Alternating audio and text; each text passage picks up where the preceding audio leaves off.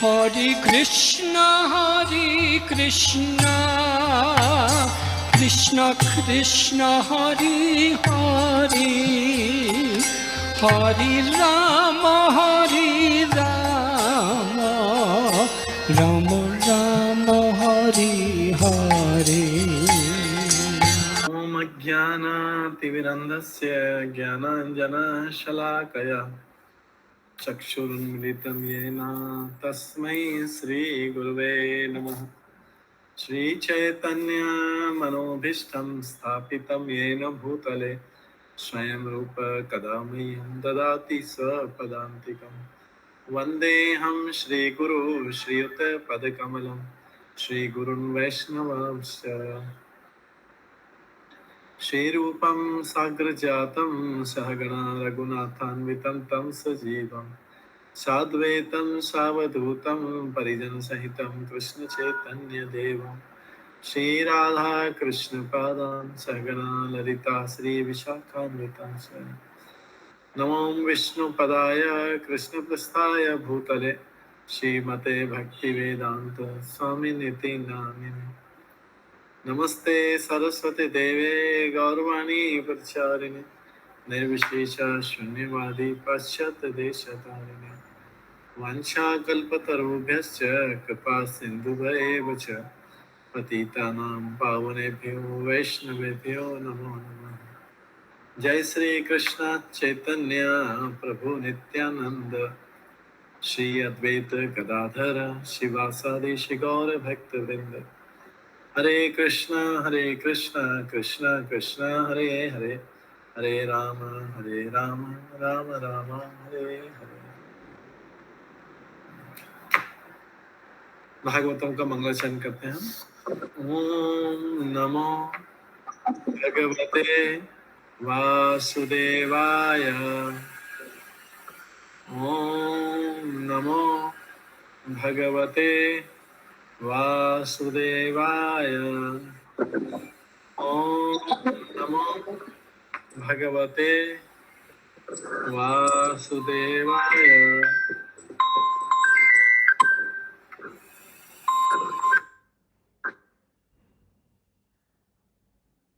नारायणं नमस्कृत्य नरं चैव नरोत्तमं श्रद्धा को ऐड कर दीजिए ग्रुप में। देवीं सरस्वतीं व्यासं ततो जयमुदीरयेत्। नष्टप्रायेषु भद्रेषु नित्यं भागवत सेवया भगवते उत्तम श्लोके भक्तिर्भवति नैष्ठिकी। कृष्णाय वासुदेवाय देवकी नंदनाय च नंदगोपकुमाराय गोविंदाय नमो नमः। हरे कृष्ण। आज के श्रीमद् भागवतम क्लास में सभी भक्तों का स्वागत है। हरे कृष्ण प्रभु जी, दंडवत प्रणाम। हरे कृष्ण दंडवत प्रणाम। हरे कृष्णा प्रभु जी, दंडवत प्रणाम। दंडवत प्रणाम। हरे कृष्ण प्रभु जी, सादर प्रणाम। सादर प्रणाम। सभी भक्तों को मेरा दंडवत प्रणाम। कल हमने कहाँ तक, कौन से श्लोक तक कंप्लीट किया था? प्रभु जी हम 12 कर रहे थे। 12 कंप्लीट हो गया था? हो गया था, लेकिन सबके कुछ नहीं हुआ था प्रभु, लास्ट पैरा रह गया था। अच्छा, लास्ट पैरा रह गया था और सबके कुछ क्वेश्चन भी थे। हाँ जी प्रभु जी। ओके, तो ठीक है। हम फर्स्ट कैंटो के सेकंड चैप्टर का जो है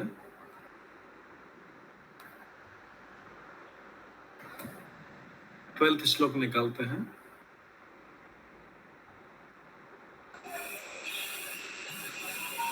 इसमें हमने श्रवण किया था कि ज्ञान तथा वैराग्य से समन्वित गंभीर जिज्ञासु या मुनि वेदांत श्रुति के श्रवण से ग्रहण की हुई भक्ति द्वारा परम सत्य की अनुभूति करता है। कल हमने ये श्रवण किया था कि जो परम सत्य की अनुभूति है वो ज्ञान वैराग्य से नहीं हो सकती। उसके लिए क्या करना पड़ेगा? उसके लिए भक्ति करनी पड़ेगी।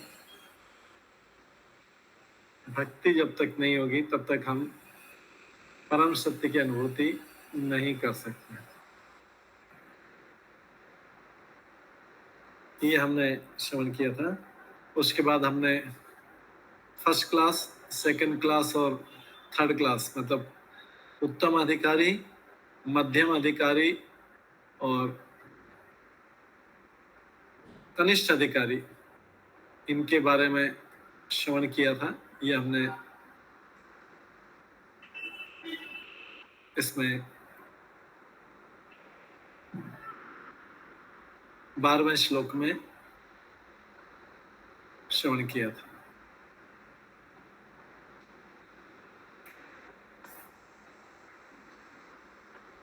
इसके बाद हमने ये भी श्रवण किया था कि भागवत गीता, जो भागवत गीता और भागवतम में जो भगवान के संदेश हैं उन्हें किसी व्यवसायिक व्यक्ति से ग्रहण नहीं करना चाहिए। ये भी सुना था। हाँ प्रभु जी।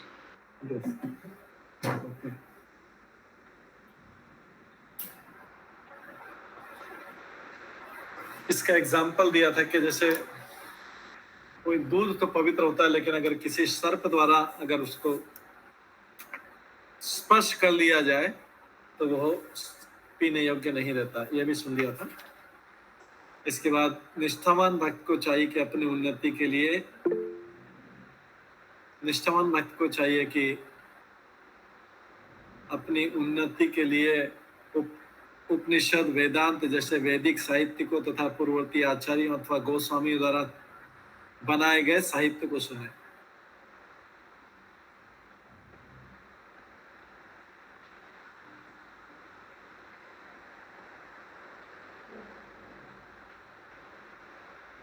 और ऐसे साहित्य का श्रवण किए बिना मनुष्य सच्ची उन्नति नहीं कर सकते। ये भी सुना था। इसके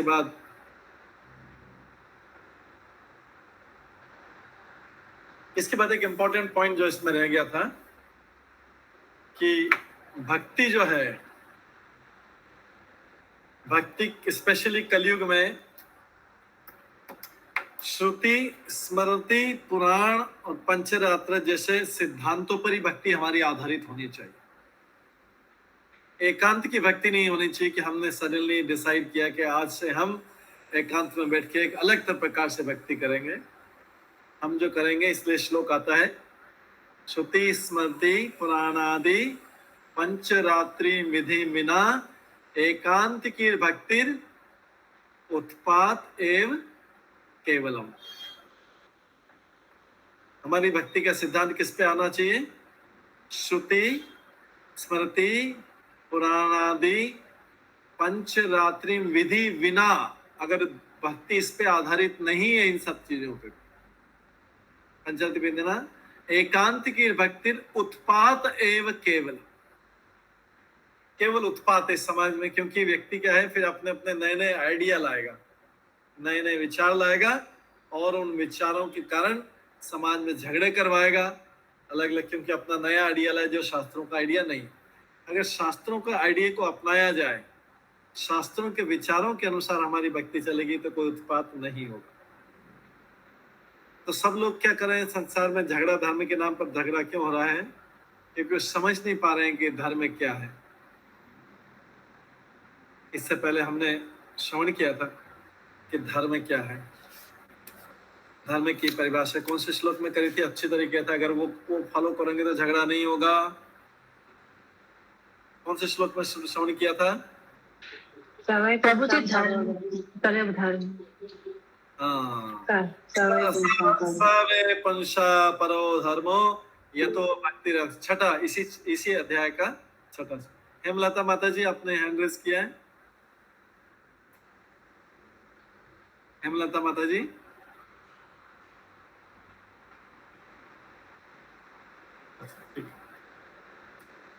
सवे पंशा परो धर्मो यतो भक्ति अधोक्षजे। अहित की प्रतिहत आत्मा सुप्रसिद्धि। धर्म का अर्थ वही है जिससे मनुष्य भगवान की प्रेम और भक्ति पा सके। तो अभी क्या करें, अगर हम एकांत की अलग से कोई भक्ति करेंगे, वो कोई नया तरीका होगा, तो क्या होगा, उससे उत्पात होगा। तो हमें क्या करना चाहिए? हरिओम।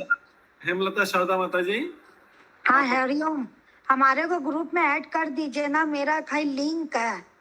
अच्छा ठीक है, अभी अभी आज तो अटेंड कर दीजिए, हम आपको ऐड कर देंगे। भारती माता जी ऐड कर देना। ठीक है, थैंक यू। आप अपना नंबर भेज देना, उसके ऊपर भेज देना। अच्छा, भेज देंगे।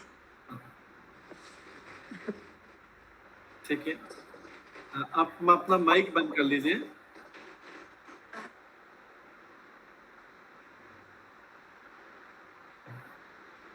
तो यहाँ पर जो है, श्रुति स्मृति पुराणादि पंचरात्रि विधि विना एकांत की भक्ति उत्पाते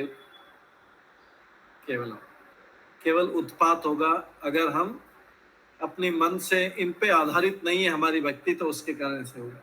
इसलिए किसी भी अनाधिकृत भक्ति को, अनाधिकृत भक्त जिसको अधिकार नहीं है भक्ति करने का, जो भी भागवत गीता, भागवतम और इन सिद्धांतों के ऊपर, पुराण या पंचरात्र, इनके आधार पर भक्ति नहीं करता, उसको भक्ति करने का अधिकार नहीं है। वो भक्ति नहीं कर रहा है, कुछ और कर रहा है।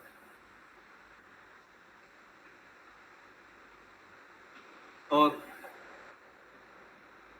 इन्हीं के साहित्य के संदेशों को अगर व्यक्ति जीवन में अपनाए, इन पुराणों, पंचरात्रि, श्रुति स्मृति के आधार पर, तो वो परमात्मा को प्राप्त कर सकते। ये 12वें श्लोक में हमने श्रवण किया। ठीक है, अभी 13 श्लोक स्टार्ट करें। 12 को श्लोक में किसी का कोई प्रश्न नहीं था। 13 श्लोक स्टार्ट करते हैं।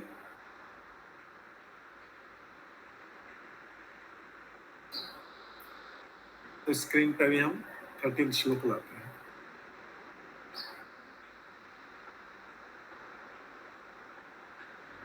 शिवानी माता जी ने हैंड रेज किया।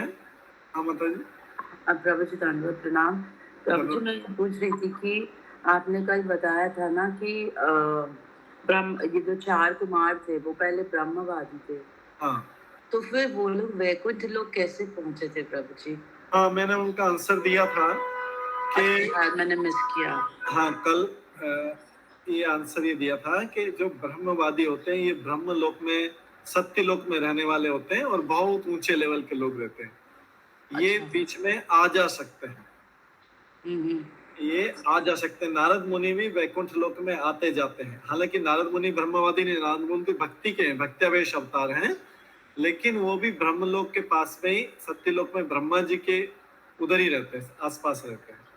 तो ये लोग क्या है, इनके पास इतनी शक्ति है कि ये लोग भगवान के वैकुंठ लोक तक भगवान के दर्शन करने जा सकते हैं। वहां पे रहते नहीं है, लेकिन वहां पे दर्शन करने जा सकते हैं। वहां पे इनका निवास था नहीं है, लेकिन इतनी पावर है इनकी, इतनी शक्ति है, आध्यात्मिक शक्ति है कि वहां जाके भगवान के दर्शन करके वापस आ सकते, घूमते फिरते रहते। तो प्रभु जी, ये जो कुमार थे, 4 कुमार, उनको हाँ। तो क्योंकि सिर्फ ब्राह्मण रियलाइजेशन था, तो फिर उनको भगवान के दर्शन करने ऐसा फीलिंग कैसे आई उनको? भगवान के दर्शन करने, तो वो ये मानते हैं कि इनका ब्रह्मवादी का मानना है कि निराकार सबसे ऊपर है, और जो दूसरा है निराकार सबसे ऊपर है, और भगवान का जो साकार रूप है निराकार से निकला है। निराकार को सर्वश्रेष्ठ मानते हैं, साकार रूप उसी से निकला। साकार रूप को भी मानते हैं, लेकिन सर्वश्रेष्ठ निराकार रूप, इसलिए ब्रह्मवादी। अच्छा, वो साकार रूप को मानते हैं? हाँ, जो ब्रह्मवादी बोले, मैं मायावादी की नहीं बात कर रहा हूँ। कल मैंने डिफरेंस बताया। ब्रह्मवादी रिफाइंड होते हैं, मतलब ऊपर के लेवल के रहते हैं। ये बोलते हैं कि साकार रूप भी उनके सबऑर्डिनेट है, अधीन है। ब्रह्म भगवान के निराकार रूप के अधीन है। निराकार स्वरूप से ही साकार रूप प्रकट होता है। ये ब्रह्मवादी का सिद्धांत, हाईएस्ट जो है वो ब्रह्म का ही है। ठीक है प्रभु जी, थैंक यू प्रभु जी। ठीक है, और बाकी जो मायावादी वो एकदम अलग होते हैं, वो नेगेटिव वाला। हाँ ठीक है प्रभु जी, ओके। अब आज 13 श्लोक करेंगे। ये भी बहुत इंपॉर्टेंट श्लोक है, बहुत इंपॉर्टेंट श्लोक है। सब लोग जो हैं इसको ध्यान पूर्वक श्रवण करें। अतः पुंजी द्विजा श्रेष्ठा वर्णाश्रम विभागशः स्वानुष्ठित तस्य धर्मस्य संसिद्धि हरितोषणम। ये संसिद्धि जो हरितोषणम है, ये इसको अंडरलाइन कर लीजिए, बहुत इंपॉर्टेंट है। ये कई बार कोट होता है, संसिद्धि हरितोषणम, इसी श्लोक। तो यहां पर सूत गोस्वामी सुखदेव गोस्वामी को बता रहे हैं कि द्विश्रेष्ठ मतलब ब्राह्मणों में श्रेष्ठ है, द्विश्रेष्ठ ब्राह्मणों में श्रेष्ठ। निष्कर्ष ये निकलता है कि पहले तो सब जगह बोलते हैं वर्णाश्रम धर्म को पालन करना चाहिए, क्योंकि वो भक्ति की फाउंडेशन है। तो वर्णाश्रम धर्म के अनुसार अपने कर्तव्य को पूरा करने से, वर्णाश्रम धर्म का उद्देश्य क्या बता रहे हैं? अपने कर्तव्य को पूरा करके इस तरह से पालन करना है कि भगवान प्रसन्न हो। संसिद्धि हरितोषणम, सर्वोच्च सिद्धि क्या है जीवन की? हरि मतलब भगवान, तोषणम मतलब संतुष्ट करना या प्रसन्न करना। तो जो भी संसार में नियम पालन करते हैं भक्ति में, वर्णाश्रम धर्म का पालन करते हैं, ब्राह्मण ब्राह्मण का पालन करता है, क्षत्रिय क्षत्रिय का पालन करता है, वैश्य वैश्य का पालन करता है, शूद्र शूद्र का पालन करता है। ये सब पालन करने के पीछे उद्देश्य क्या है? इस सब पालन करने के पीछे उद्देश्य है, एकमात्र उद्देश्य क्या है? वो भगवान हरि को प्रसन्न करना। अगर भगवान हरि प्रसन्न नहीं हुए, भगवान हरि प्रसन्न नहीं हुए तो क्या होगा? वो सारा व्यर्थ चला जाएगा, सारा प्रयास जो है वो व्यर्थ चला जाएगा, अगर भगवान हरि प्रसन्न नहीं हुए।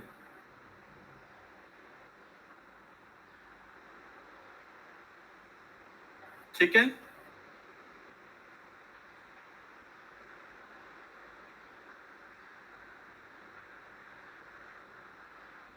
तो सारे यहाँ पे 3-4 पॉइंट्स हैं।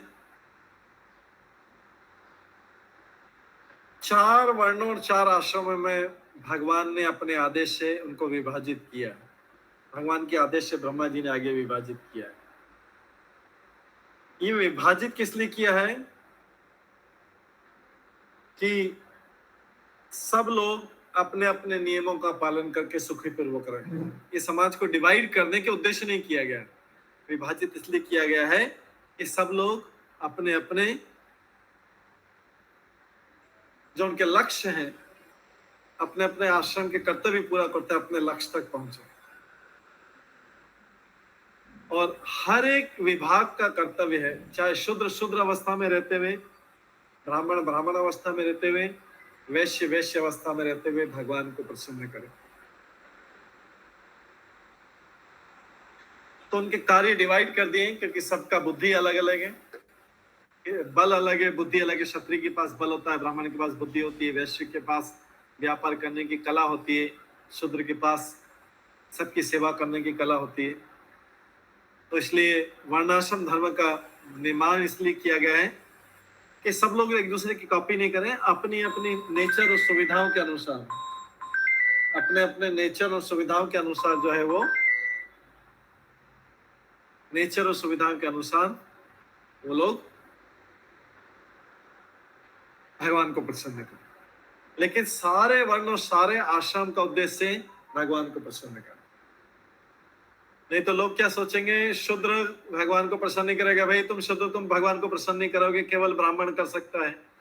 या फिर ग्रस्त लोग भगवान को प्रसन्न नहीं करते, केवल सन्यासी कर सकता है। ऐसा नहीं, अपने अपने वर्ण और अपने अपने आश्रम में ऐसे कार्य करें जिससे भगवान प्रसन्न। हमको कोई एग्जाम्पल बता सकते हैं आप लोगों में से? जैसे सन्यासी ऐसा कौन सा काम करे कि वो भगवान को प्रसन्न करे, और ग्रस्त ऐसा कौन सा काम करे जिससे भगवान प्रसन्न। एक एक का, दोनों का एक एक एग्जाम्पल। हाँ हाँ, दोनों शिवानी माता जी, सनातनी पद्मा देवी वात्सी माता जी, दोनों ने हैंड रेज किया है। एक एक करके बताइए। कालिका माता जी ने हैंड रेज किया। सनातनी माता जी बताइए पहले। तो जो सन्यासी है वो साहित्य को पढ़े, और हम जैसे जो गृहस्थ है साहित्य के बारे में और भगवान के बारे में हमको बताए। और हम क्या कर सकते हैं, हम उन सन्यासी का सेवा कर सकते हैं। हमारे पास जो भी धन है या जो भी है, हम उनका सेवा कर पाए। Okay, good. और कोई बताना चाहेगा? यस। और कोई बताना चाहेगा? या इसी में उत्तर हो गया होगा सबका? ठीक है, इसी में उत्तर हो गया। माता जी ने उत्तर दे दिया ऑलरेडी कि जिसके पास जो जो साधन है, जैसे ग्रस्त लोग हैं उनके पास धन रहता है तो धन का दान दें। संन्यास आश्रम और जो भगवान के प्रचारक हैं ब्रह्मचारी, उसमें उनको सपोर्ट करे और उनसे ज्ञान भी प्राप्त करे। वो इस तरीके से प्रश्न कर सकते हैं। सन्यासी को, ग्रस्त में सन्यासी को इन सब झंझटों में पड़ने की जरूरत नहीं है। वो भगवान को शास्त्रों का अध्ययन करके और प्रचार करके भगवान को प्रसन्न कर सकता है। इसी प्रकार से ब्रह्मचारी जो है गुरु के आदेश में रह के गुरु की सेवा करके भगवान को प्रसन्न कर सकता है और उसका गुरु आगे प्रचार करे और गुरु की आज्ञा का पालन करता है। तो सब में काम अलग अलग है। गृहस्थ का काम अलग है, सन्यासी का काम अलग है, ब्रह्मचारी का काम अलग है, सबका काम अलग अलग है, लेकिन सबका लक्ष्य एक है, भगवान को प्रसन्न करना। तो अपने अपने वर्ण और आश्रम में रह के किसी को कोई तकलीफ हो सकती है क्या? नहीं हो सकती है। वो उसमें रह के प्रसन्न कर सकता है। जरूरी नहीं कि गृहस्थों को जाके सबको सन्यासी बनना, कुछ विरले बन जाएंगे उसमें से, कुछ बन जाएंगे, लेकिन सारे गृहस्थों को जरूरी नहीं कि वन में जाके रहना या सन्यासी बनना है या बनना। वो भी अपनी स्थिति में रहते हैं, प्रचार कर सकते हैं। फिर भी किसी को लगता है कि सन्यासी बन के प्रचार करने में सुविधा है तो वो संन्यास ले सकता है। ऐसा किसने किया था? चैतन्य महाप्रभु ने किया था। उन्होंने सोचा कि लोग ऐसा रिस्पेक्ट नहीं करते, ऐसे आदर नहीं करते, तो बेटर है कि मैं संन्यास लो। संन्यास का सब लोग रिस्पेक्ट करेंगे। रिस्पेक्ट करने से क्या होगा? लोग ध्यान से सुनेंगे। लोग क्या करेंगे? ध्यान से सुनेंगे और इस प्रकार से सन्यासी प्रीच कर पाएगा अच्छी तरीके। तो ये इसलिए विभाजन किया गया है।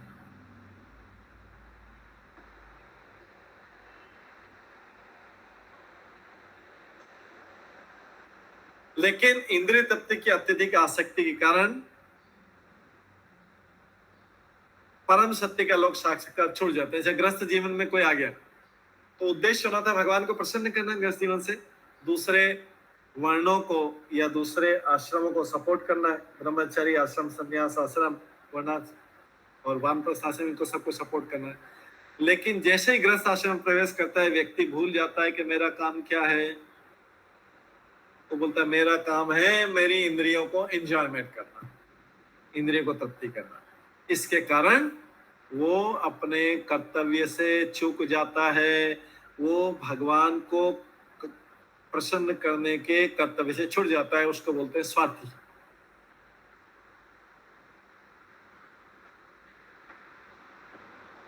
वो सोचता है गृहस्थ जीवन मतलब एंजॉयमेंट के लिए मिला। नहीं, गृहस्थ जीवन के अर्निंग मिला है तो क्योंकि हम ब्रह्मचारी नहीं बन सकते थे, हम सन्यासी नहीं बन सकते थे, या उस समय हमारा इतना ज्ञान नहीं था, तो गृहस्थ बन के हम वो उनको सपोर्ट करें। उतने भी उसमें भी उतना ही फायदा होगा जितना एक सन्यासी को होता है। वो भी उनको सपोर्ट करके अगर प्रचार चल रहा है, भक्ति चल रही।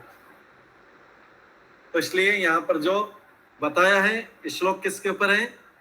वर्णाश्रम धर्म के अनुसार। इसलिए क्या आता है? पुंभी द्विजा श्रेष्ठ वर्णाश्रम विभाग। वर्णाश्रम का विभाग किस लिए किया गया है? मनुष्य को इन वर्णाश्रम के नियमों का पालन करते हुए अपने स्वानुष्ठित मतलब अपने कर्तव्य का पालन करें और इस प्रकार से जीवन की सर्वोच्च सिद्धि, जीवन की सर्वोच्च सिद्धि क्या है? हरि को संतुष्ट करना, वो कर। इस तरीके से छोटा सा श्लोक था, इसके 3-4 पॉइंट्स थे।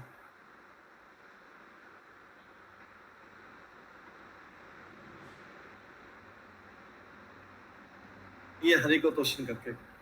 ठीक है, कोई प्रश्न है? नहीं तो आगे 14 श्लोक में बढ़ते हैं। 14 श्लोक में जाते हैं। एक इंपॉर्टेंट चीज है मैं इसमें है जो हमने ध्यान दिया कि ये इंपॉर्टेंट चीज क्या है, हरि को संतुष्ट करना।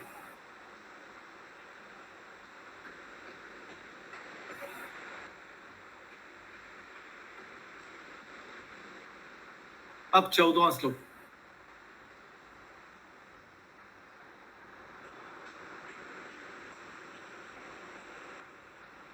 तस्मात् एकेन मनसा भगवान सात्वतां पति श्रोतव्य कीर्तित्वतव्य च ध्येय पूज्य च नित्य पदा। अब देखिए, भगवान को हमने सब बोल दिया, भगवान को प्रसन्न करना है, भगवान को प्रसन्न करना है। अब कोई सोचेगा कि भगवान को प्रसन्न कैसे करना चाहिए, कैसे करें, हमें कुछ तरीका तो बताओ। सब बोल रहे हैं भगवान को प्रसन्न करना, शुरू से चल रहा है भगवान को प्रसन्न करो, भगवान को प्रसन्न करो। हमें तो बताओ तो सही भगवान को कैसे प्रसन्न करना। तो क्या है इसमें और तरीके बताए हैं भगवान को कैसे प्रसन्न, प्रैक्टिकल तरीके बताए हैं। अभी हमको प्रैक्टिकल तरीके नहीं, लेकिन प्रैक्टिकल तरीका क्या है भगवान को प्रसन्न करने के, वो इस श्लोक में बताया गया। तो इसमें बोला गया तस्मात् एकेन मनसा भगवान सात्वतां पतिं श्रोतव्य कीर्तितवस्य ध्येय पूज्यश्च च नित्यदा।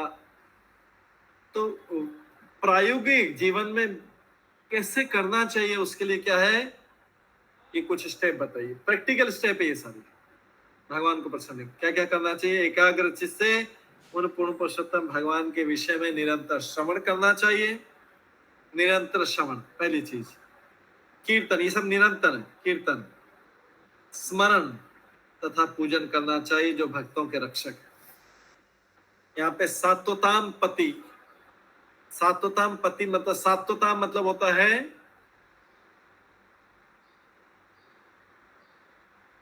जो सत्वगुण में, सदा सत्वगुण में निवास करते हैं, सात्वताम पति।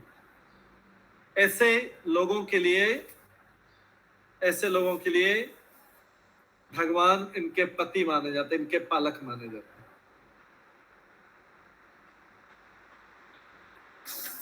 ठीक है, तो जब सत्वगुण और शुद्ध सत्वगुण में तो ऐसे व्यक्ति भगवान के पति, इसलिए भगवान का नाम एक और क्या बोला गया है, सात्वताम पति।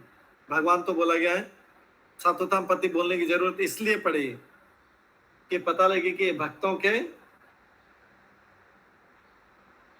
पालक। तो यदि इसमें बताया गया कुछ पॉइंट्स है, यदि परम सत्य का साक्षात्कारी जीवन का चरम लक्ष्य है, तो फिर हमको हर संभव उपाय करना चाहिए प्रैक्टिकली कि कैसे भक्ति में आगे बढ़ा जाए। तो सारे वर्ण और आश्रम में श्रवण कीर्तन हो सकता है ना, सारे वर्ण और आश्रम में श्रवण कीर्तन हो सकता है। इसलिए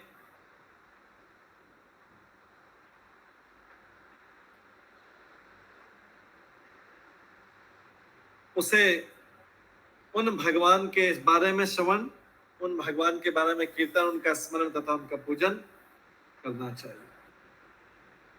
वर्णाश्रम धर्म का पालन करने से क्या होता है और क्या होता है, वर्णाश्रम धर्म का ऐसे प्रैक्टिकली पालन करने से कर्म की ग्रंथि को काटा जा सकता है। किसको काटा जा सकता है, कर्म की ग्रंथि को काटा जा सकता है।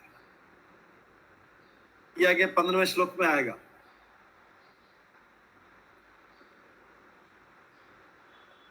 कि कर्म की ग्रंथि को कैसे काटा जाता है, लेकिन अभी इस 14वें श्लोक में हम देखते हैं कि ये प्रैक्टिकल स्टेप है। श्रवण हुआ, कीर्तन हुआ, स्मरण हुआ और पूजन या अर्चन हुआ। और ये चारों वर्णों, चारों आश्रमों में कर सकते हैं, सब में, चारों में कर सकते हैं। कोई भी अगर इन जीवन के सिद्धांतों को पालन नहीं करेगा तो वो उसके बिना रह नहीं सकता है।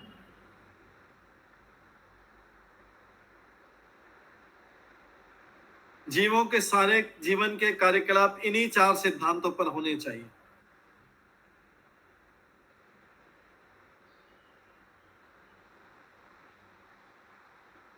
और इसमें एक और पॉइंट है, भौतिक जगत के लोगों का गुणगान नहीं करना चाहिए। गुणगान तो उन पूर्ण पुरुषोत्तम भगवान का करना चाहिए जिन्होंने हमारे सामने प्रकट होने वाले प्रत्येक वस्तु की सृष्टि की। जब भगवान ने ही सारी चीजों की सृष्टि की है, भगवान ने किए, तो फिर हमें भगवान के अलावा दूसरा क्यों धन्यवाद किसी को देना चाहिए, क्यों गुणगान करना चाहिए? फिर भी लोग दूसरों का गुणगान करते हैं, क्यों करते हैं? कोई कारण बता सकता है? प्रभु जी, उनको अपना कोई उनसे बेनिफिट लेना होता है।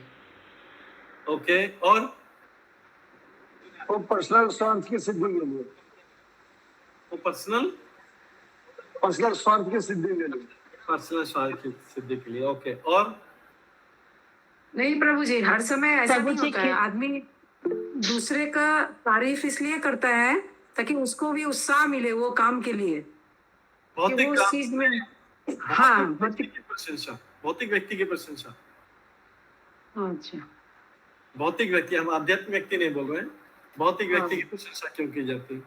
ठीक है, इधर और कोई बता रहा था? सुशीला गुप्ता माता जी, आप क्लोज करिए अपना माइक। हाँ, और कोई बताना चाह रहा था? हरे कृष्णा प्रभु जी, धन्यवाद प्रणाम। पता नहीं प्रभु जी, माइट भी क्योंकि हमको उतना ज्ञान ही नहीं है कि हमको भगवान को ग्लोरीफाई करना चाहिए। अज्ञानतावश क्योंकि हम लोग इग्नोरेंस में रहते हैं, इसलिए हम लोग उन लोग को ही, अपने क्लोज वाले जो आसपास के लोग हैं, उन लोग को ही सोचते हैं कि वो हमारे संग है, तो उनको हम लोग ग्लोरीफाई करते रहते हैं।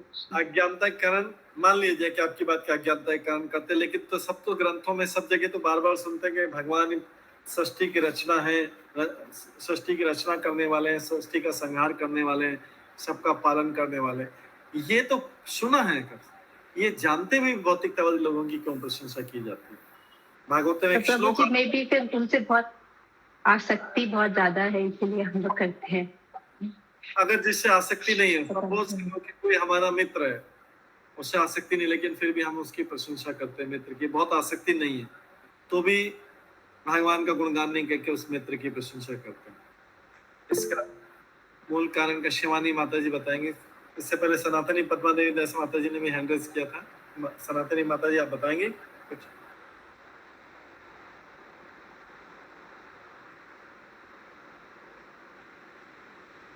हाँ, तो शिवानी माता जी ने बताया, प्रीति माता जी ने बताया। ठीक है, शिवानी माता जी से पहले सुनते हैं। नहीं प्रभु जी, मैं मतलब मेरे को और कुछ नहीं आ रहा अभी दिमाग में। ओके, तो प्रीति माता जी ने इसका आंसर दिया है कि because of envy towards lord, भगवान से ईर्ष्या के कारण हम भगवान की प्रशंसा नहीं करते। इसका हम उदाहरण दें, उदाहरण से समझ में आएगा। मान लिया जाए कि आप सब माता जी या प्रभु जी हैं यहाँ पर, ठीक है?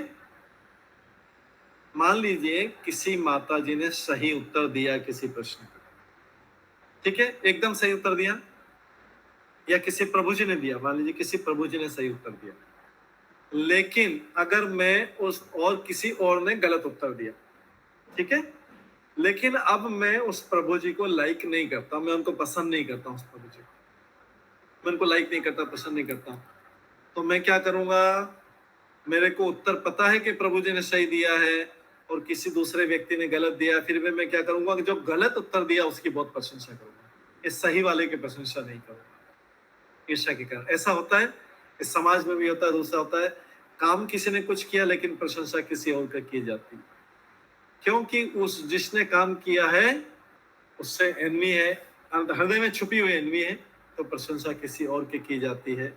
और कोई नेगेटिव चीज आती है तो जिससे ईर्ष्या है उसकी बुराई की जाती है। तो ये सारा इसलिए क्योंकि भगवान से हमें जन्म जन्मों से ईर्ष्या है, तो भगवान की प्रशंसा करने में हमको लगता है क्या नीचा, क्या भगवान की प्रशंसा करने, जिस आदमी ने किया उसकी प्रशंसा करो, ये है भगवान के प्रति ईर्ष्या। तो हम सारी दुनिया में काम भगवान नहीं करवाए, सब काम के पीछे, सारे कामों के पीछे भगवान ने करवाए, पीछे भगवान का ही हाथ है, लेकिन जानबूझ करके भगवान के हाथ को उपेक्षा करना और जो व्यक्ति ने किया है या जो जिसने जरा सा भी किया हो वो व्यक्ति का प्रशंसा करना, ये हृदय में छिपी हुई ईर्ष्या है, सामने नहीं दिखाई देती। इसलिए उसकी प्रशंसा नहीं करते या उसको दबा देते। ऐसे क्लास में भी कई होता, अगर टीचर किसी व्यक्ति को पसंद नहीं करता तो टीचर क्या करेगा। एक होता था, हमने देखा था टीचर में, एक टीचर थे हमारे, फिजिक्स के टीचर थे जब हम स्कूल में थे। तो जो बच्चे उनके घर में ट्यूशन करने आते थे वो भी क्लास में रहते थे, और कई लोग उनके दूसरे टीचर के यहाँ ट्यूशन करते थे जिससे उनकी बनती नहीं थी उस टीचर से। दूसरे टीचर क्या करते, एक ओसवाल सर थे, एक पवार सर थे। तो जिनसे बनती नहीं थी पवार सर से, उनके यहाँ जो जाते थे और दे जाते थे। तो जब भी कोई क्वेश्चन का पूछा जाएगा तो वो अपने यहाँ जो ट्यूशन वाले व्यक्ति आते थे उनकी प्रशंसा करते थे, बहुत अच्छा करें, बहुत अच्छा करें। और जो व्यक्ति दूसरे टीचर के यहाँ पे ट्यूशन करने जाते थे उनकी तरफ इग्नोर करते थे, उनकी उपेक्षा करते थे। किस लिए कर रहे हैं? क्योंकि ये ईर्ष्या है। ईर्ष्या के कारण व्यक्ति उसकी बजाय उसको, क्योंकि उसकी प्रशंसा तो करना नहीं है, इसलिए दूसरे व्यक्ति की प्रशंसा करता है। ये पता नहीं लगता है, वहां तो पता लग गया हमको, टीचर में तो पता लग जाता है, स्टूडेंट तो समझ जाते हैं ना कि क्या कौन क्या किस लिए कर रहा है। लेकिन सामान्य जीव को पता नहीं दूसरे व्यक्ति के बारे में, क्योंकि उतना तो संपर्क में नहीं रहा। टीचर के संपर्क में तो 1 साल तक रहते हैं, लेकिन कोई व्यक्ति थोड़ी देर के लिए कर रहा है तो क्या करते हैं, सब लोग उसके बहकावे में आ जाते हैं। और वो किसी भौतिक व्यक्ति की प्रशंसा करता है तो सारे लोग उस भौतिक व्यक्ति की प्रशंसा करते हैं। अब देखिए फिल्म इंडस्ट्री में इतने बड़े बड़े नॉन वेज खाने वाले, ड्रिंक करने वाले, सारे बुरे काम करने वाले सारे फिल्म एक्ट्रेस की प्रशंसा करते हैं लोग। कितनी बड़ी मूर्खता है, वो कितनी अच्छी, कितना बड़ा हीरो, कितने अच्छे, जबकि सारे नॉन वेज खा रहे हैं, ड्रिंक कर रहे हैं, पार्टियां कर रहे हैं, ये कर रहे हैं, अवैध संबंध है, ये सब, लेकिन उसकी प्रशंसा करते हैं। अरे भाई, भक्त ने क्या गलती की है? एक साधारण भक्त ने क्या गलती? भक्तों के मुंह से क्यों नहीं प्रशंसा, भक्तों की प्रशंसा उनके मुख से क्यों नहीं निकलती? क्योंकि वो भगवान के प्रति ईर्ष्या है, इसलिए वो भक्तों की प्रशंसा नहीं कर पाते हैं। ऐसे लोग जो है भक्तों की प्रशंसा नहीं कर पाते, क्योंकि भगवान से संबंधित, भगवान से ईर्ष्या है। कंस जो है कभी भी भगवान के भक्तों की प्रशंसा नहीं की उसने कभी भी, क्योंकि शत्रुता थी, भगवान से शत्रुता थी। शिशुपाल तो भगवान के नाम से ही चढ़ता था। तो ये हमारे अंदर देखना पड़ेगा, सबके हृदय में है ईर्ष्या है, कम या ज्यादा मात्रा में ईर्ष्या है, जिसके कारण भगवान की पोजीशन को नीचा कर देते हैं और एक कर देते हैं। एक हम प्रैक्टिकल एग्जांपल बताते हैं। हम 3 लोग गए, उसमें से तीनों ही डिवोटी थे उस समय, आज से 2-3 साल पहले, 4 साल पहले। एक कहीं पे गए तो पहले व्यक्ति ने संबोधित किया सबको, उसने हरे कृष्णा बोला। दूसरे व्यक्ति ने भी संबोधित किया, उसने हरे कृष्णा बोला। एक व्यक्ति ने हरे कृष्ण ने गुड मॉर्निंग एवरीबॉडी या गुड इवनिंग, जो भी गुड, और फिर उसने अपने बात कहना क्यों किया? जबकि भक्त, उसने सोचा कि अभी ये जो लोग हैं ये तो सब ईर्ष्यालु हैं ही से। उसने भी अपनी ईर्ष्या व्यक्त की, उसने जानबूझ के हरे कृष्ण ने बोला, उसने बोला कि इससे मेरा इंप्रेशन पड़ेगा, जबकि वो भक्त है, कई सालों से भक्त है, लेकिन वो इतना ऊंचे लेवल का भक्त नहीं, निम्न को अभी भी निम्न श्रेणी का ही भक्त। तो भगवान की प्रशंसा करने में उसको थोड़ा हेजिटेशन हो रहा, शर्म आ रही। दूसरों की प्रशंसा कर रहा है उसने, जिसने हॉस्पिटल खोला था, ये क्या था जहाँ पे हम गए थे, कैंसर हॉस्पिटल का, उसने खोला, उसकी प्रशंसा करे, उसके परिवार वालों ने उसकी प्रशंसा हो रही, लेकिन भगवान की प्रशंसा को उसने अवॉइड कर। तो ये जो है, इससे हृदय में छिपी ईर्ष्या का पता लगे। एक और उदाहरण दें हम, एक और उदाहरण में हम, एक बार जब कोविड के बाद क्लास चल रहा था तो कई लोगों की, लाखों लोगों की मृत्यु हो रही थी। अमेरिका में इतने सारे लाखों लोगों की मृत्यु हुई, इंडिया में हो गई, तो सब चल रहा था कि बहुत मृत्यु हो रही। तो एक व्यक्ति जो इसमें से, वो भी डिवोटी बनने वाला नया है, ये मैं नए डिवोटी की बता रहा हूँ, बोलता है प्रभु, वो कहीं पे क्लास और भी अटेंड करने जाता है, प्रभु आजकल क्या कारण है, डिवोटीज की बहुत मृत्यु हो रही है। मैंने पूछा कि प्रभु कोविड में तो मृत्यु तो सारे संसार में लाखों में हुई थी। बोलते नहीं प्रभु, हम जिस क्लास में जाते हैं वो इतने लोग हैं, उसमें भी एक व्यक्ति की मृत्यु हो गई है। मैंने कहा और बताओ, नहीं प्रभु एक व्यक्ति की मृत्यु हो गई है उसमें। हमने कहा और बताओ ना कितने हुए? नहीं प्रभु एक भी तो मरा है ना। भाई डिवोटी की तो मृत्यु तो डिवोटी की भी होगी, किसी ने बोला तो नहीं कि डिवोटी की मृत्यु नहीं होगी। लाखों लोगों की आप नहीं कर रहे हैं क्या? कि तो क्लास में क्या करना चाह रहा था, दिवाई ये बताना चाह रहा था कि प्रभु डिवोटी की भी तो मृत्यु हो जाती तो फिर फायदा क्या है, भक्ति में आने से फायदा क्या? इसलिए बताना चाह, बार बार इसलिए उछाल रहा था उस शिशु को कि प्रभु डिवोटी की भी तो मृत्यु हो गई, डिवोटी की भी मृत्यु हो गई। तो भगवान ने तो ऐसा कहीं लिखा है कि डिवोटी की मृत्यु नहीं होती। सबका डेस्टिनेशन लिखा है कि कौन कौन कहां जाता है। तो इस प्रकार से ये सब बातचीत में और उसमें सबके व्यक्ति की ईर्ष्या का भाव पता लगता है। इसलिए अब जो है, इसलिए ईर्ष्या के कारण क्या हो रहा है, ईर्ष्या के कारण हम भगवान को संतुष्ट नहीं कर पाते हैं और भगवान का इस श्रवण कीर्तन स्मरण पूजन नहीं कर पाते, उन भगवान के जो सबकी रक्षा कर रहे हैं। तो इसलिए हमें हर संभव साधन से अवश्य करना चाहिए उनकी सेवा। यदि परम सत्य भगवान ही का साक्षात्कारी जीवन का परम लक्ष्य है तो हर संभव प्रयास करना चाहिए इन सब चीजों से भगवान की स्तुति करने का। श्रवण के द्वारा श्रवण कर रहे हैं भगवान के बारे में, इसका मतलब हमें भगवान में रुचि है, हम भगवान से ईर्ष्या नहीं करते हैं, हम अच्छी तरह श्रवण करें।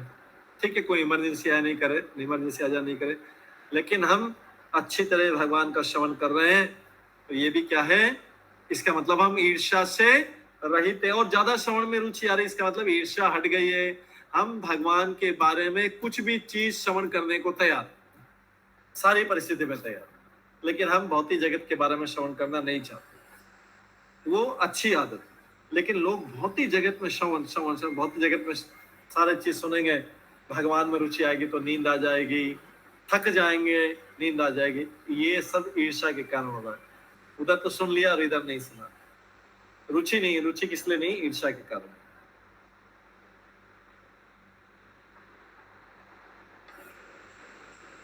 इस प्रकार से हम देखते हैं कि आधुनिक समाज में सारे कार्यक्रम श्रवण तथा कीर्तन पर मुख्यतः आधारित हैं और कोई भी छोटा व्यक्ति जरा सा काम करने में इतना प्रसिद्ध हो जाता है, सब पेपर वाले, न्यूज़पेपर वाले, सब लोग उसका गुणगान करते रहते हैं।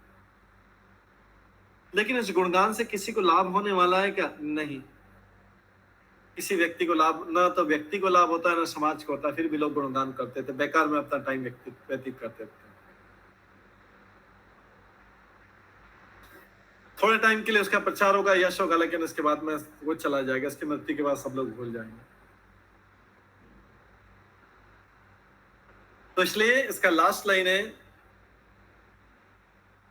कि अन्यों का गुणगान करने या अन्यों के विषय में सुनने की प्रवृत्ति को, ये जो हमारे सुनने की प्रवृत्ति है ना कि हमको सबके बारे में सुनना है, सबके बारे में खोज खबर रखना है, उसके बजाय उसको श्रवण की प्रक्रिया को ऐसा चेंज करना है कि भगवान के बारे में सुनने में रुचि हो जाए, जगत के बारे में सुनने के बजाय भगवान के बारे में हो जाए। इससे सुख मिलेगा। जगत के बारे में इधर उधर सुनने के बजाय दुख, जितना जहां तक हो सके अवॉइड कर लीजिए। कोई व्यक्ति सोच सकता है कि प्रभु बहुत सारा न्यूज मिस हो जाएगा, बहुत सारा क्या हो रहा है इंडिया में पता होना चाहिए, कलकत्ता में क्या हो रहा पता होना चाहिए। अगर सारी तो नेगेटिव न्यूज रहती, नेगेटिव न्यूज से तो दुखी होंगे व्यक्ति, नेगेटिव न्यूज से तो दुखी होगा, और भगवान के बारे में सुनने से सुखी हो गया। तो क्यों नेगेटिव न्यूज को त्याग दो, क्या उतना सुन के करना, थोड़ा बहुत जो है वो ऐसे ही पता लग जाएगा, उससे सुख नहीं मिलने वाला। सुख तो केवल क्या है, वास्तविक लक्ष्य तो एक परमेश्वर का गुणगान करना है, परमेश्वर का गुणगान करके अपने आप को संतुष्ट करना है, भगवान को भी संतुष्ट करना है, अपने आप को भी संतुष्ट करना है। इसलिए हमें ध्यान रखना है कि हमारा भगवान के बारे में सुनने में रुचि हो, जिससे जगत के बारे में सुनने का कम टाइम मिलेगा, हमारे जीवन से दुख कम होते जाएंगे और सुख बढ़ते जाएंगे। क्योंकि जब भी कोई कथा में बैठा है करा तो उस टाइम तक, चाहे आधे घंटे बैठे, 1 घंटे, उस टाइम तक तो सुखी है ना, कोई चिंता नहीं। जैसे अभी सब लोग यहाँ पे क्लास में कर रहे होंगे, अगर सब लोग क्लास में ध्यान दे रहे हैं, सब लोग दे रहे हैं, तो ठीक है, अभी कोई दुख नहीं आ रहा है ना उनको। लेकिन जैसे क्लास से कहीं और ध्यान चला जाएगा, अरे वो बाकी है, वो काम भी बाकी है, उसको बच्चे को ये करना है, ये करना है, सारा करना है, इतना सारा काम है, इतना सारा काम है, परेशान हो गए। लेकिन जब तक सुखी कोई वो सब चीजें ध्यान में नहीं, वो सब चीजें ध्यान में सुखी। 1 घंटा सुखी जब तक करे, 2 घंटा दूसरे क्लास अटेंड कर ले, तीसरा जब कर ले, तो धीरे धीरे क्या है कि हम 24 घंटे से, कोई बोलेगा फिर हमारे बाकी लोगों का क्या होगा। हमने कल परसों भी बताया था कि अगर हम भगवान के बारे में चिंता करेंगे तो भगवान जो है हमारी चिंताओं को ले लेता है, दूसरी चिंताओं को, भौतिक चिंताओं को ले लेता है, अगर हम भगवान के बारे में चिंता करें। इसलिए ये बोला गया है कि मनुष्य को एकाग्र चित्त से उन पूर्ण पुरुषोत्तम भगवान के विषय में निरंतर श्रवण करना चाहिए, कीर्तन करना चाहिए, स्मरण करना चाहिए तथा पूजन करना चाहिए, तो भक्तों के रक्षक। इसके बाद आगे 15 श्लोक, ये सब छोटे छोटे श्लोक हैं। यत् अनुध्यासिना युक्ता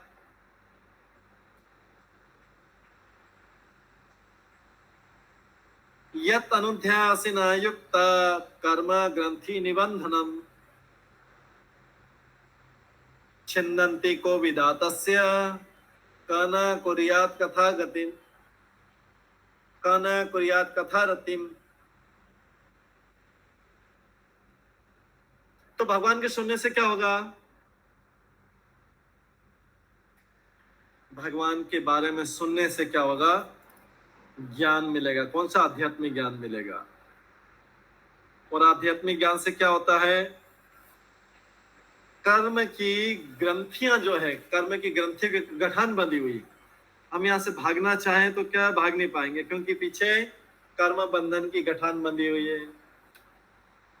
जैसे कोई गठान खुलती नहीं तो क्या करते हैं उसको? अगर कोई गठान खुलती नहीं तो क्या करते हैं?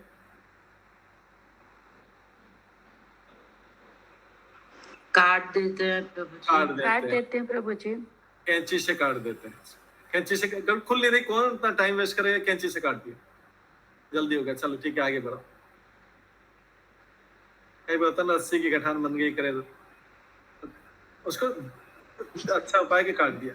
उसी प्रकार से इस भौतिक जगत में, उसी प्रकार से इस भौतिक जगत में, माधुरी माता जी, मधु माता जी माइक बंद कर लीजिए। उसी प्रकार से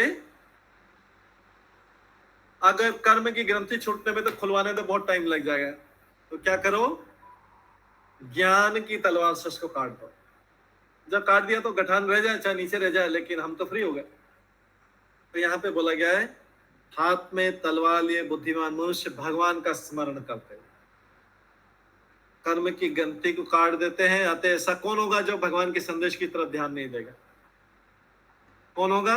मूर्ख व्यक्ति होगा जो भगवान के संदेश की तरफ ध्यान नहीं देगा।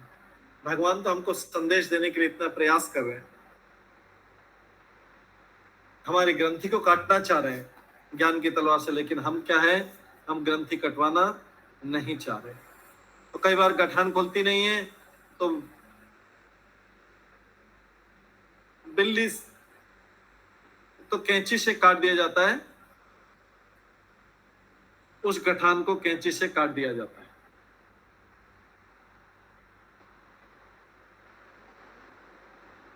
तो कर्म बंधन से मुक्त होने के लिए घर छोड़ने की भी आवश्यकता नहीं है। कोई व्यक्ति छोड़ भी सकता है, लेकिन आवश्यकता नहीं है। कोई सोचेगा कर्म बंधन से मुक्त होने के लिए सबसे पहले घर छोड़ देता हूं, ये कर्म बंधन तो मेरे को जरूरत नहीं। ज्ञान की तलवार से उसको कर्म बंधन की गांठ को काट देना है, फिर ये घर में रहते हुए फ्री, बाहर रहते हुए फ्री।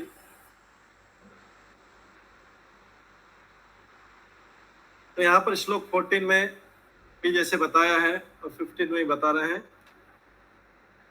क्योंकि भौतिक संसार का बैंक खाता, जो भौतिक संसार का बैंक तो डूबने वाला है, इसका गुणगान करने से कोई फायदा नहीं मिलने वाला है। तो किसका श्रवण किया जाए? भगवान का। उनका श्रवण करके और उनका गुणगान करके, श्रवण कीर्तन जो सारी विधि 14 श्लोक में बताई थी, वो करके जो है हम इस गठान को, कर्म बंधन की गठान को काट सकते, ज्ञान की तलवार की तरह काट देते।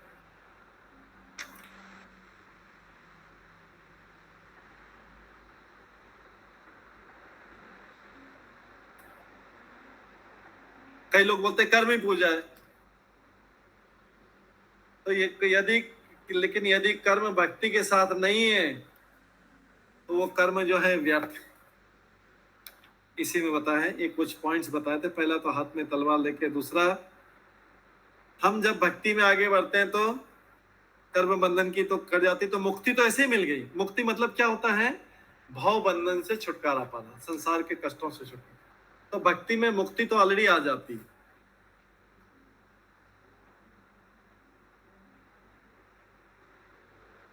भक्ति में मुक्ति तो आ ही रही है। तो इस प्रकार जो है भक्ति से लेपित अनुभव गम्य ज्ञान जो है वो ज्ञान योग कहलाता है।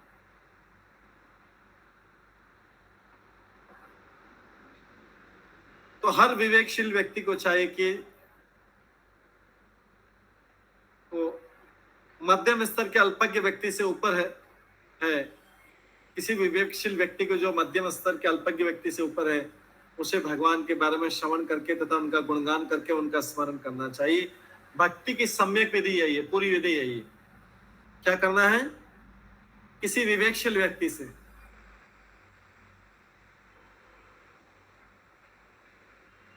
उसका भगवान के बारे में श्रवण करना चाहिए, उनका गुणगान करना चाहिए, उनका ध्यान करना चाहिए, उनका पूजन करना चाहिए। अब इसके आगे कोई व्यक्ति पूछ सकता है कि प्रभु मन नहीं लगता,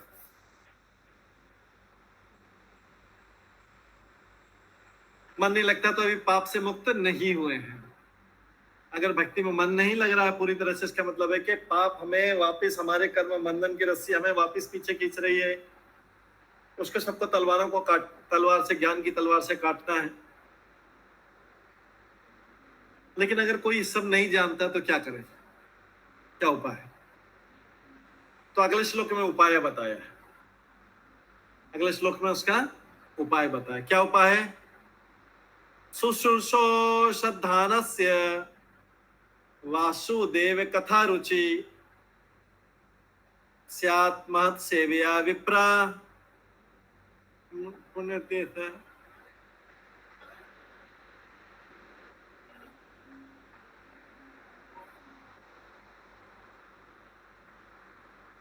हे द्विजों, तो इसमें शुश्रूषा श्रद्धानस्य वासुदेव कथा रुचि स्यात् महत् सेवया विप्रा पुण्य तीर्थ निषेवणा। इसका तरीका बताया, शॉर्टकट क्या बताया है? अगर किसी की सुनने में रुचि, भगवान की भक्ति में ज्यादा रुचि, छोटा तरीका, शॉर्टकट क्या बताया है? द्विजों, सुद गोस्वामी ब्राह्मणों को बोल रहे, सुखदेव सोनकादि ऋषि को बोल रहे कि जो भक्त समस्त पापों से पूर्ण रूप से मुक्त है, मतलब जो शुद्ध भक्त है, उसकी सेवा करने से महान सेवा हो जाती है। और ऐसी सेवा से वासुदेव की कथा सुनने के प्रति लगाव उत्पन्न हो जाता है। कैसे हो जाता है?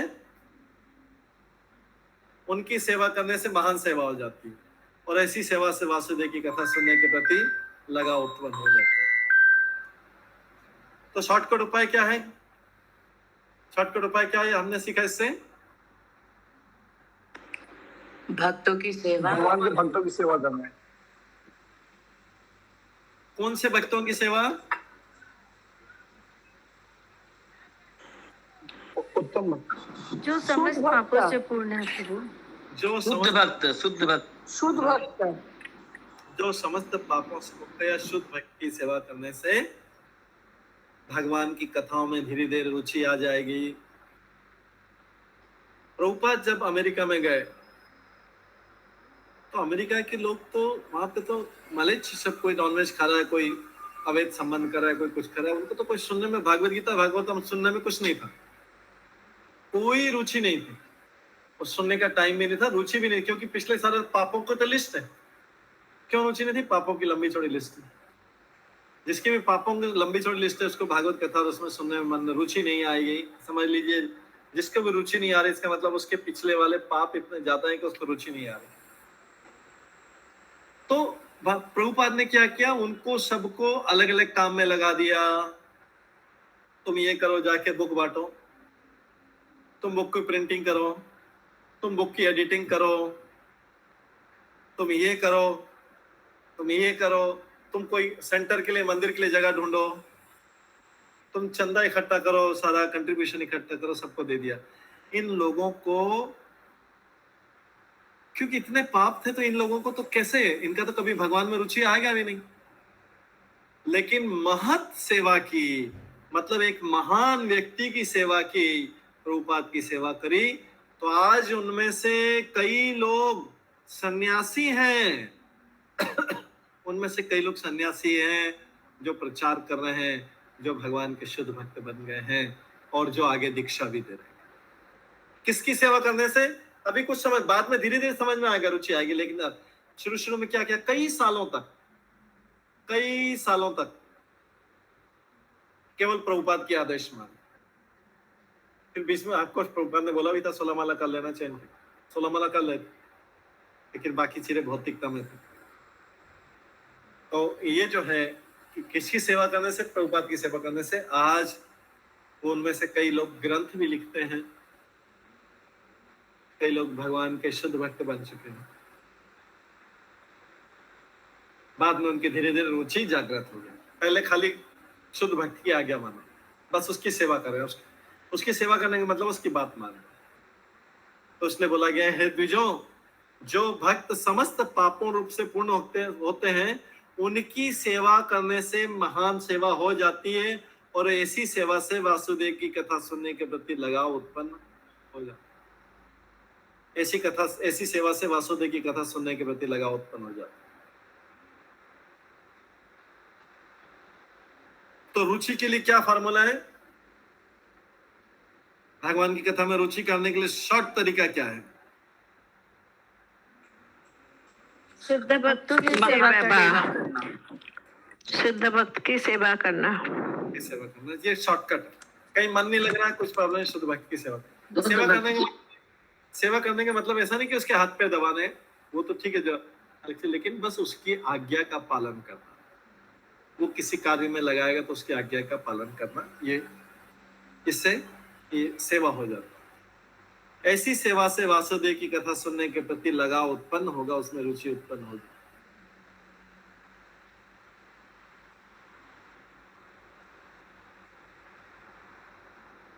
तो व्यक्ति सेवा क्यों नहीं कर पाता है? क्योंकि वो भगवान के विरुद्ध है, भगवान के प्रति उसके विद्रोही है वो। तो इसलिए जीव के बद्ध जीवन का कारण भगवान के विरुद्ध विद्रोह है।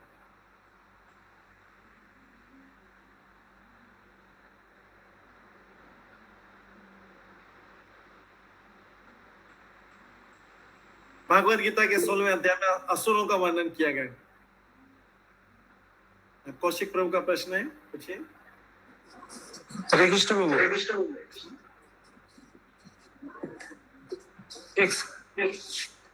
इको आ रहा है प्रभु आपको?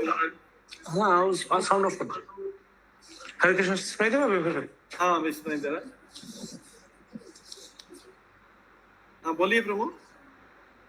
कृष्ण सुनाई दे रहा प्रभु? अभी इको? हाँ, सुनाई नहीं, अभी सुनाई नहीं दे रहा, इको नहीं सुनाई दे रहा, अभी क्लियर है। बोल रहे प्रभु, जे हम लोग जैसे एक लोग है, जैसे भारत भूमि ते जन्म हुईलो जार, जन्म सार्थक करो करो पर लोक उपकार, है ना? तो आप जैसा भी बोल रहे थे, जो फॉरेनर डिवोटिया, उन लोग का इतना स्वीकृति नहीं है, सिर्फ प्रभुपाद का सेवा किया है, और वो लोग अभी सन्यासी भी हो गया है। और लेकिन प्रभुपाद जब प्रचार चालू किया था, इंडिया का इलाहाबाद पकड़ लीजिए, झांसी पकड़ लीजिए, तब जो स्वीकृतिवान व्यक्ति है, भारत भूमि से जन्म हुई जार, तो वो इतना स्वीकृति होके भी प्रभुपाद का जो मिशन में है वो शामिल नहीं हुआ है। लेकिन जो स्वीकृतिवान नहीं था, फॉरेनर डिवोटी, वो प्रभुपाद जी का ये मिशन में शामिल हो गया है। ये कैसे हुआ प्रभु? सुकृति की डेफिनेशन भागवतम में दी हुई है। आप सुकृति किसको बोलते हैं?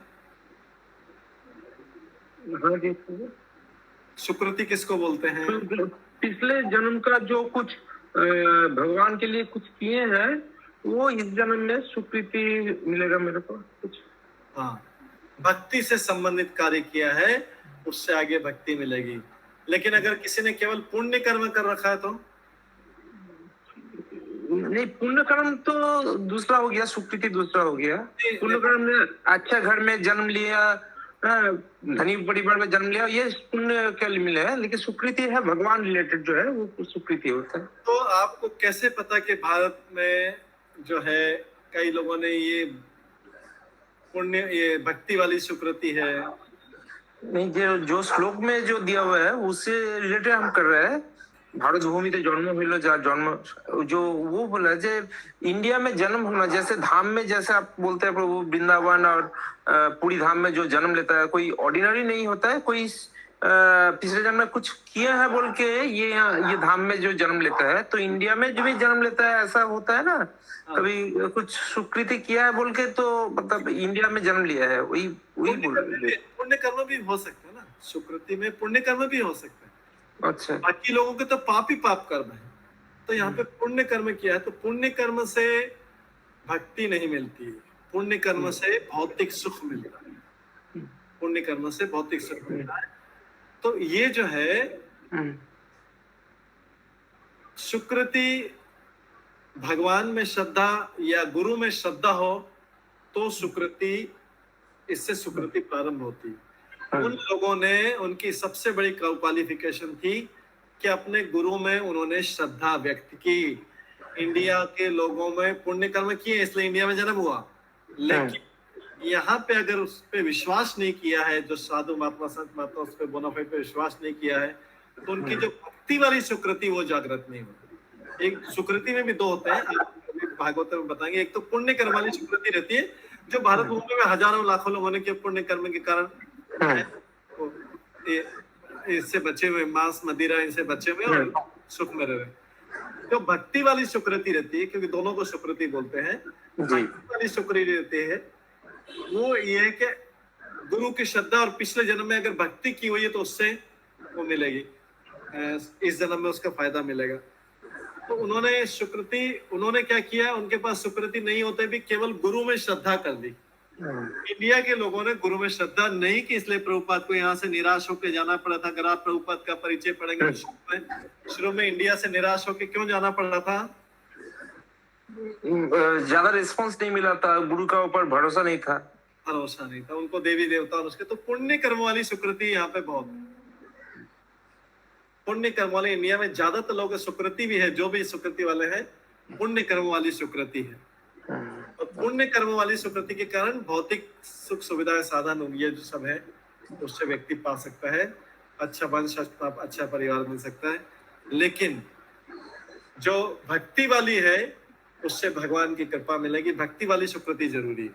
इसलिए जो भागवत गीता में 2 श्लोक हैं कि एक कम भक्ति वाली हो उसमें पुण्यवान परिवार में जन्म मिलता है, लेकिन जो ज्यादा भक्ति वाली हो उसमें वैष्णव परिवार में जन्म मिलता है। उसमें धनी और गरीब का नहीं लिखा है, वाली भक्ति में उसमें अच्छे परिवार में जन्म मिलता है। लेकिन ब्राह्मण परिवार, जिसने ज्यादा भक्ति है उसको वैष्णव परिवार में, वो धनी हो भी सकता, नहीं भी हो सकता धनी वैष्णव, ठीक है। तो इंडिया में ज्यादातर जो है वो पुण्य वाली सुकृति, उसके कारण उसका फायदा मिल रहा है लोगों को। तो एक ही क्वालिफिकेशन था जो समझ में आया है, वो क्वालिफिकेशन है गुरु भक्ति, और गुरु का जो शक्ति से ही वो लोग इतना आगे पहुंच गया। गुरु की शक्ति से, और इंडिया ने उस गुरु की शक्ति को इग्नोर कर दिया उस समय। ओके, ठीक है। दूसरी चीजों में लगे थे, बोगस गुरु और ये सारे थे। धीरे धीरे अभी लोगों को ज्ञान हो रहा है, ठीक है। पहले अंधविश्वास ज्यादा था इंडिया में। इसके बाद जो है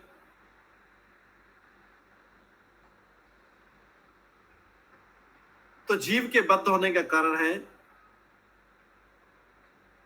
भगवान के विरुद्ध विद्रोह है। तो जो भगवान के विरुद्ध विद्रोह करते हैं उनको क्या बोलते हैं? असुर। और जो भगवान की बात बांटते हैं उसको क्या बोलते हैं? सुर। जैसे बोलते हैं ना, सुर में सुर मिला लो। अगर कोई व्यक्ति भगवान के सुर में सुर मिला लेगा तो सुर कहलाएगा। देवता कहलाएगा, भक्त कहलाएगा। लेकिन जो भगवान के सुर से अलग सुर निकालेंगे वो लोग होंगे असुर। असुर उसुर में ही है। तो इसका 16वें अध्याय में वर्णन है। इन असुरों को उनके कई जन्मांतर तक अज्ञान की निरंतर निम्न अवस्था में रखा जाता है। कई बार उन्हें पशु योनि में भी रखना पड़ता है। तो इसलिए भगवत धाम में प्रवेश पाने के लिए भक्त की पहली योग्यता है कि वो भगवान में सुनने, विषय में सुनने का उत्सुक, उसको रुचि हो। रुचि आएगी तो आगे बढ़ने का काम, और रुचि नहीं आ रही है तो मतलब पिछले जन्म में पाप है, तो किसके उसके फिर रुचि लाने का तरीका क्या है? ये श्लोक उसी का आंसर है। रुचि लाने का तरीका क्या है? किसी महान व्यक्ति की सेवा करें, वो आपको चाहे कैसे भी काम में लगा देगा, लेकिन धीरे धीरे आप भक्त बन जाए। कई बार मंदिर में ब्रह्मचारी के रूप में ज्वाइन करते हैं, उनसे झाड़ू निकलवाया जाता है, किसी सीनियर व्यक्ति कपड़े धुलाए जाते हैं, कभी कुछ किए जाते हैं, लेकिन क्या है कि वो सेवा करते करते करते करते धीरे धीरे उसमें परिपक्व हो जाता है। इसमें आगे आज्ञा मानने में परिपक्व हो जाता है, और उसके कारण उसको उनका गुरु का आशीर्वाद मिलता है, गुरु की कृपा मिलती है। गुरु को आज्ञाकारी होने के लिए तो महान भक्त के साथ रहने से उसकी कृपा मिलती रहेगी। वो प्रसन्न रहेगा कि भाई ये मेरा काम अच्छा कर लेता है, उसके कारण महान कृपा उसको मिलती है। पर्सनल काम की नहीं बात हो रही यहाँ पे, मैं आध्यात्मिक काम ही हो। जैसे सांदीपनी मुनि ने क्या काम करवाया था कृष्ण से, कृष्ण बलराम से, इसी का एग्जाम्पल है। इससे काफी कुछ समझ में आएगा। क्या काम करवाया था उनसे? लकड़ी लेने भेजा था, जंगल में लकड़ी काट के उसको लेने भेजा था। ये महान भक्त की, क्योंकि संदीपनी मुनि महान भक्त थे, जंगल में लकड़ी काटने भेजा था। हालांकि कृष्ण बलराम भगवान थे, लेकिन अभी एक साधारण मनुष्य के रूप में करते हुए ये उदाहरण पूरा फिट बैठता है। लकड़ी काटने का, कोई बोलेगा लकड़ी काटने का प्रभु भक्ति से क्या मतलब है? क्योंकि लकड़ी काट के लाएंगे तो गुरु जी वहां पे खाना बनाएंगे, भोजन, उनकी पत्नी भोजन बनाएगी, गुरु को भी मिलेगा और उनके शिष्यों को भी तो मिलेगा, क्योंकि शिष्य तो गुरुकुल में रहते हैं ना। तो पहले से नौकर चाकर तो थे नहीं इतने सारे, गुरु पत्नी को ही बनाना पड़ता था सारा खाना। जितने शिष्य ज्वाइन करते थे गुरु के पास में, सबको गुरु पत्नी खाना बना के देते, विवाहित वाले केस, जो विवाहित होते थे। गुरु कोई भी, विवाहित अविवाहित कोई भी हो सकता है गुरु।